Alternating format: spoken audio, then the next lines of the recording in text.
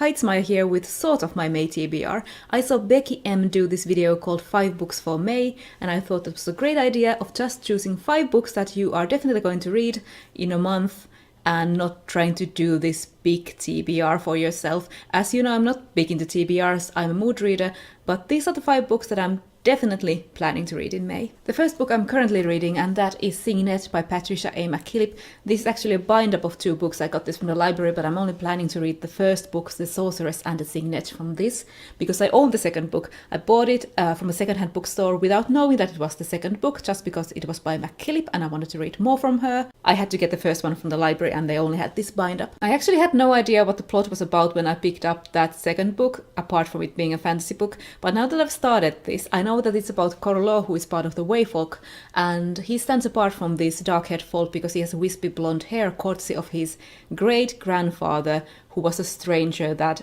his great-grandmother obviously met. His mother and grandfather both had like abilities of divination, but Corlo himself doesn't seem to have any of these abilities, but he's big into stories and legends. And the story starts when the group of travelers decide to go south to the Delta for winter, instead of going wherever they usually went for winter, and some mysterious events start to happen. I've only read 1 book from McKillip before, but what I liked about that and what I like about the beginning of this is that her prose is completely spellbinding and captivating, and I'm really looking forward to finishing this first book.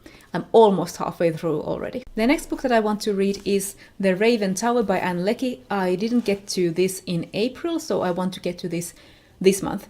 And this is her first fantasy book, and I have no idea what it's about any of the characters or anything, so I want to go in completely blind. Then I have a series ender, and that is Hopeapuu or Silver on the Tree by Susan Cooper. I have this bind-up of the last 2 books in this series, A Dark is Rising series, and the final book is about this much of the bind-up. I've had this on my shelf for a long while. A year-a-thon readathon was doing a theme of finishing and catching up in a series next week, so I'm deciding to finally pick this up and finish this series. It's a middle grade fantasy series about this group of kids, and it has these overtones of Arthurian legends. Then I have the only book that I have starting with the letter G that I want to read for my A to Z TBR project, and that is Giants at the End of the World, a showcase of Finnish weird edited by Johanna Sinisalo and Toni Jerman.